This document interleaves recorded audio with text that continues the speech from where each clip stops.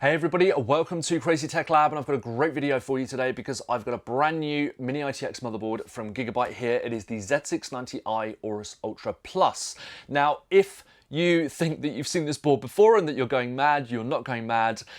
This is a brand new motherboard, actually replacing the Aorus Ultra that went before it. Unfortunately, that board had to be recalled, so this is the board that you will be getting if you are in line for a replacement for a return product, or if you're going out right now and buying a MINI-ITX Z690I motherboard from Gigabyte. So this is the motherboard that you will be receiving. So today we'll be checking out what is actually new with this model, because there are a couple of new features compared to the previous model. Also, doing stuff like VRM temperatures, M.2 temperatures, audio performance, looking at the PCB and what coolers you can fit on it. Also the features that it's got, because we've got this huge M.2 heatsink stack down here. So we're going to be looking at how that actually disassembles, how you actually install your hardware in there. Always something I like doing on MINI-ITX motherboards, because every manufacturer seems to kind of take a different route into kind of cramming all their features onto the PCBs. And finally, coming to some conclusions at the end, namely comparing it to the Asus ROG Strix Z690I MINI-ITX motherboard. So that's kind of this motherboard's closest competitor at the moment, I think. I mean, you can potentially opt for ASRock. Unfortunately, ASRock just doesn't seem to want to send samples out at the moment, so it's been pretty difficult getting hold of those.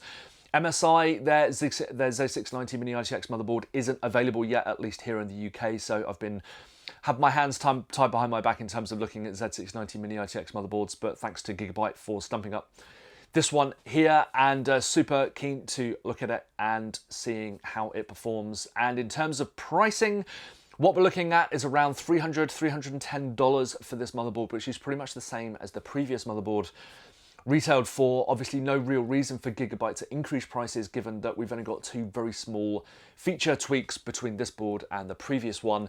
In the UK here, where I am, it's about £280, and in Europe it is around €300. So a lot cheaper than the Asus board. The Asus board does have Thunderbolt 4, of course, which is the main reason why that price has been bumped up so significantly. But is this motherboard the one to go for if you don't want to spend more than $300 or thereabouts? So is this basically a more affordable version of the Asus board, or has Gigabyte kind of taken some different routes here and potentially landed it in some hot water? So we will be checking out all of those things today, but in the meantime, I'd like to thank Gigabyte again for sending this motherboard over. Also, don't forget to like, comment and subscribe. Your subscription means that I can just get noticed a bit more, do more of these videos, and it's always great to have your support. So don't forget to click that subscribe button and turn on notifications so you're notified when I upload a new video. Also, don't forget to like and comment on this video as well. Again, just helps me getting noticed, and I love hearing what you guys are building in terms of your own rigs, especially if they're small form factor. That's my fetish. And also what you think of the product that I'm looking at here today. So don't forget to like, comment and subscribe, and let's crack on with the video. So just going to run through a quick unboxing then to see what you get in the box. And to start with, we have the Wi-Fi aerial. So this is just a single aerial for the 802.11ax Wi-Fi, and it is magnetic. So you will need a steel case in order for this to actually secure itself down. So if you've got an aluminium case, you will need to get a double-sided pad just kind of fit on that base down there, because otherwise obviously it won't stick to aluminium. And a fairly chunky aerial as well, and you can kind of rotate the top section to suit your needs. You get an RGB extension cable, and here we actually have one of the adapters for the fan headers. Now, if you're familiar with recent MINI-ITX motherboards from Gigabyte, you'll know that it's actually using proprietary fan ports. So they're not the usual 4-pin fan headers. You can't connect 4-pin fans to them, so you have to use one of these adapters instead. And there are, well, basically 3 out of the 4 ports on this board use these adapters. So, and at the end, you can see just a standard 4-pin fan port. But I kind of like that sort of ingenuity. It might be an issue from a cable tidying point of view, especially if you're going all out and doing custom cables or something, because you kind of have to use this, which may or may not suit you depending on how OCD you are about your cable tidying. But it means that Gigabyte has managed to cram 4 fan headers onto the PCB, so we can't argue with it too much. Now, another proprietary gubbin we've got here is the USB 2 header, actually 2 USB 2 headers, courtesy of a proprietary port on the PCB, and this basically this connector here goes into that, splits into 2, and you get 2 full USB 2 headers if you need them. Obviously, if you don't need them, you can keep that in the box and just do whatever with it. 2 SATA cables, and as we'll get to in a minute, that's no problem because we only get 2 SATA ports on the PCB. And that's pretty much it, apart from the usual stuff. So what we'll do now is move on to the motherboard and take a look in detail. So looking at the actual motherboard now then, and we have quite a bit to get through here because it is obviously quite a complicated and feature-packed PCB. And first of all, I will start off with cooler compatibility. So because of that large M.2 heatsink at the bottom, you're not looking at any extra clearance for heatsinks and coolers such as Noctua's NH-L12S. This, you know, just stands absolutely no chance in hell of fitting on there. That, you know, there's just there's just absolutely no way that thing is going to fit. So if you are going low profile, you will probably have to use one of the ones that fits kind of within the CPU socket, such as the, I think it's the L9i, that one that kind of fits within there. That one will fit, but you've got just a very restricted CPU socket area in there. So unless you've got like heatsinks that rise way up and kind of clear the average I/O height that we've got over here, you're not looking at a particularly great motherboard for compatibility with coolers really, but nothing that the Asus board doesn't already have in terms of issues. Now, something I did notice is that I could fit an NZXT Kraken in here, and that is, I believe it was the Z53, so it's one of the ones with the larger pump and the tubes off at the sides. I could only do that if I used low profile memory, because the cooler basically sat just on top of that memory. I used Kingston Fury DDR5 memory on this board. Obviously this board being DDR5, there is a DDR4 version, but the same goes there. Everything is in the same place, but you'll need to use low profile memory if you want to stand a chance of running an NZXT Kraken on this board. Arctic liquid freezer, that basically has an enormous pump section and equally enormous mounting plates. Absolutely no way that that thing fits on here. It just doesn't. It doesn't even get in past the into this gap here, basically. So that's a no-no.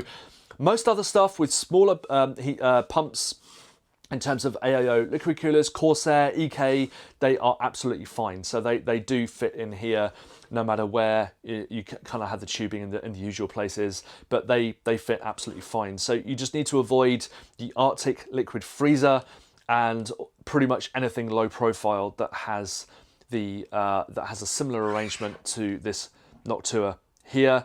The heat pipes and stuff just get in the way. You've got this massive heatsink thing to deal with down here, and it just doesn't work. So standard tower coolers, fine. Selection of AIO liquid coolers or one of the super small socket sized low profile air coolers. So moving on to the PCB, if I just clear those away. Main issue probably with this board is the 2 SATA ports. Now, that's not an issue for me because I tend to run M.2 SSDs in my MINI-ITX system. I might have a hard disk in there occasionally, but I tend to use a NAS for a bit of extra storage, and the fact that my MINI-ITX PCs are usually pretty cool because they're water cooled, which means they're also very quiet, and I don't really want a hard disk in there spoiling the decibels. So 2 is probably enough for most people, especially if you're already having an M.2 SSD in there. I mean, you could potentially add a second if you need a bit of mass storage. It's a very expensive way of going about it, but that is what I would do. But if you are transplanting a couple of hard disks, 2 SATA ports is probably pushing it for you. So again, it's going to depend on your individual circumstances as to whether that is enough. USB Type-C, you've got a full-fat USB 3.2 Gen 2 header. The Type-C panel on the rear I/O panel, which we'll look at in a minute, that is full USB 3.2 Gen 2x2, so no Thunderbolt here, unfortunately, but that's why the Asus board costs a heck of a lot more, because it has 2 Thunderbolt ports. The VRMs, kept at a nice and chilly 51 degrees C with the Core i7-12700K. That's still a pretty powerful CPU. And running at stock speed, flat out, 10 minutes in Prime 95 with AVX disabled. 51 degrees C on the VRMs is very, very good. Plenty of headroom there as well. So the heatsinks, you get this one here, and you also get a finned array along the back linked by a heat pipe. The cooling on the motherboard is pretty good because you get 4 fan headers. Now, as we looked in the box earlier, you do get the proprietary headers. This one here, there's another one there. You get a normal header, 4-pin fan header over in the corner, and a 4th proprietary fan header down here. So that's kind of interesting. Before we move on to the back panel, I will look at other options that we've got on the motherboard and looking at this interesting contraption here. So if we lift the top off, you will see that it makes direct contact with the SSD, which is good because Gigabyte hasn't always done this in the past. It sounds nuts, but it hasn't. It's had like a smaller heatsink underneath, which doesn't really make direct contact. But here we go. It kept the M.2 SSD, and it was a PCI Express 4 SSD as well, pretty toasty running. Kept it again at 51 degrees C, the same as the VRMs. That wasn't a mistake, it just what happened. Also cooled on the underside on the top layer of the PCB here. And as we can see, we've got a reset button. Not entirely sure what that connector is. It's not a fan header. It's RGB lighting, 3-pin. We've got a proprietary fan header here as well. And this one, as we saw in the box, is the proprietary header for the USB 2 headers, so you get like a breakout cable and that connects to that port there. SSD cooled on the underside as well, as I've mentioned. That's probably why it's kept so cool. Now, this is kind of interesting. You get a cable for the onboard audio, the front panel audio connector, which I'm going to desperately try and get out without putting the camera down, but it's proving quite difficult.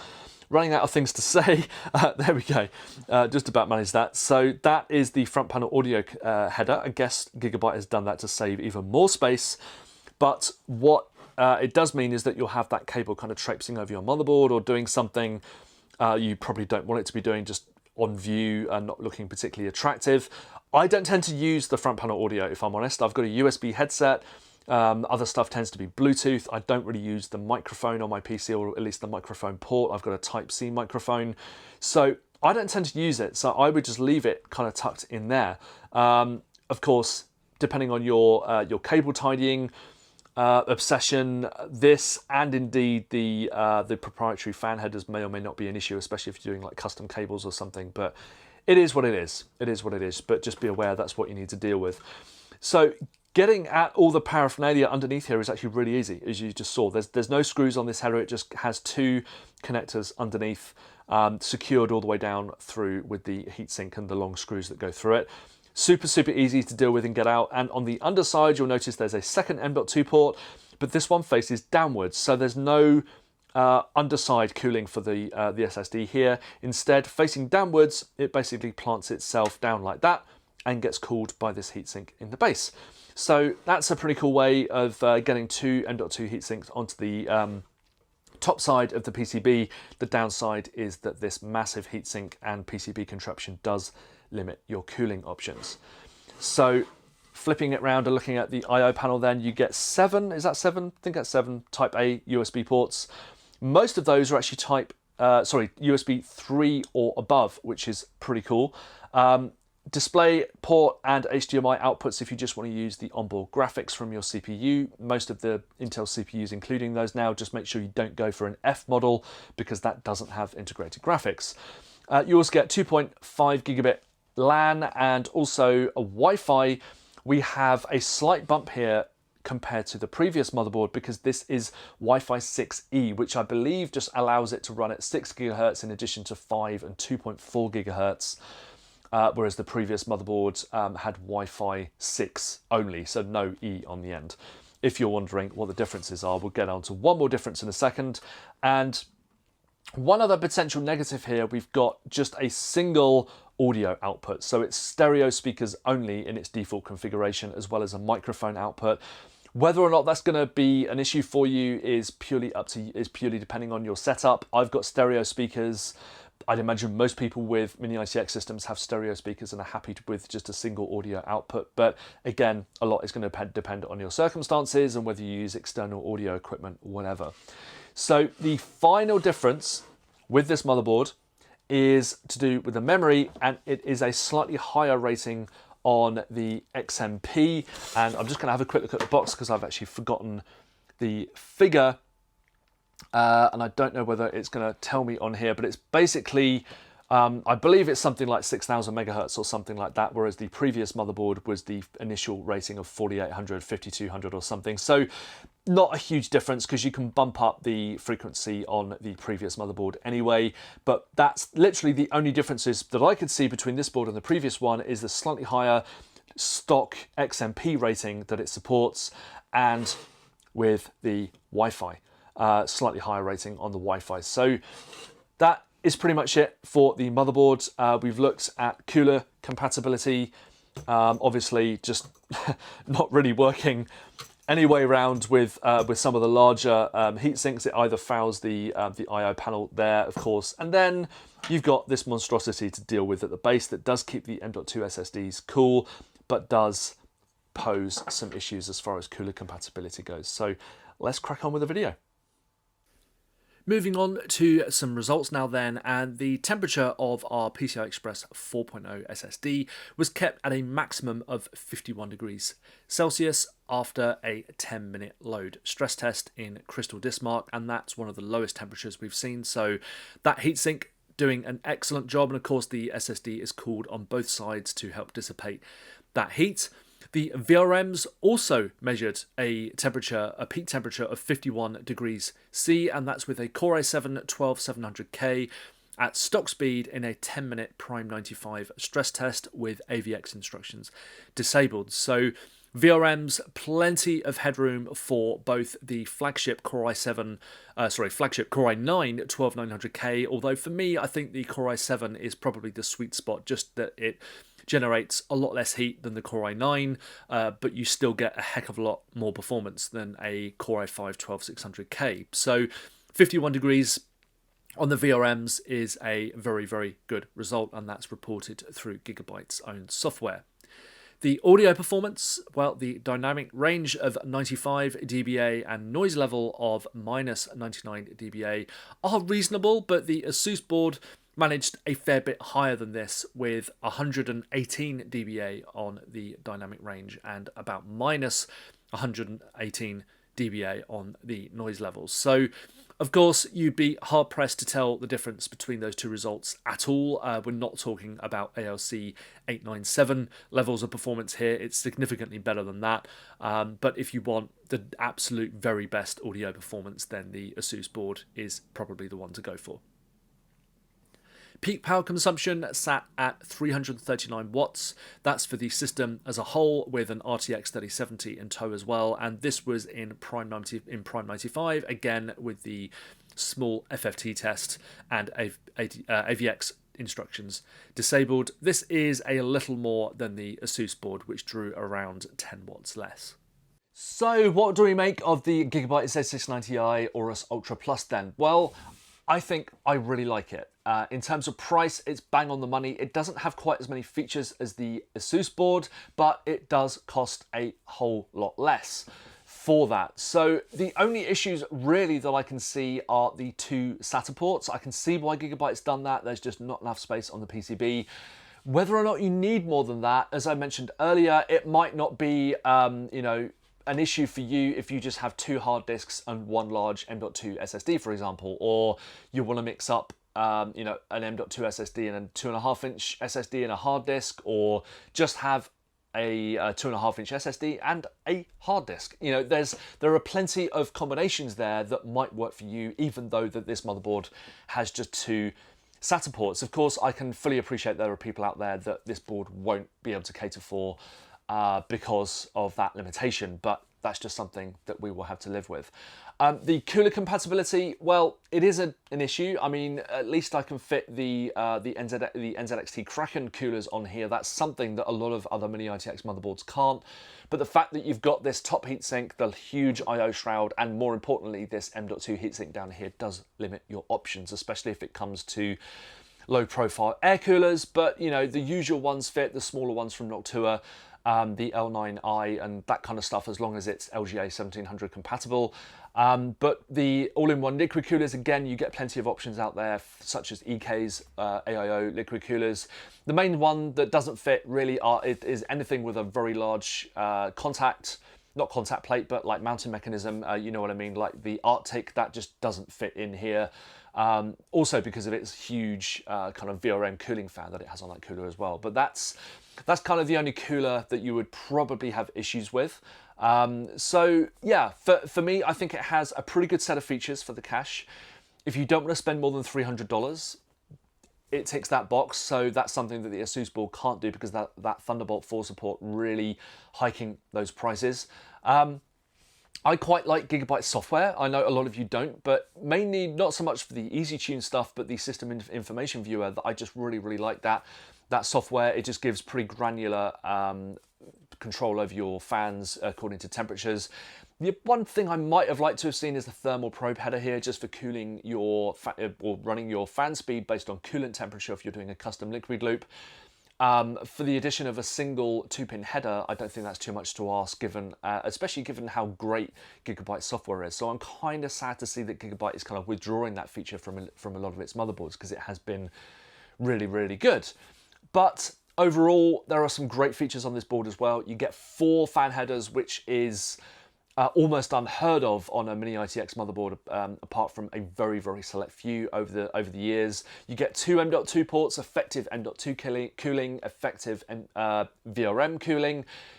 Plenty of features. I think I can just about stretch to plenty of ports on the rear I/O panel, and it's a great looking board as well. So good stuff here from Gigabyte.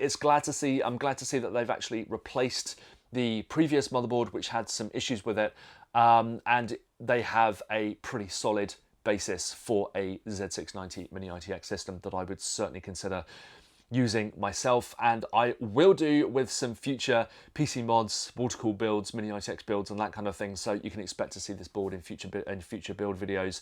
So that's it from me. Thanks to Gigabyte for sending over this motherboard, and thanks to Intel for sending over some 12th gen CPUs as well. Don't forget to like, comment, and subscribe on this video. As always, just helps to get me noticed, and you can find this board plus a whole other load of really cool Mini-ITX gear and other gear in the description below as well that you might want to take a look at. And don't forget to check out my other videos, some awesome stuff on my channel as well. So thanks for watching, see you soon, and take care.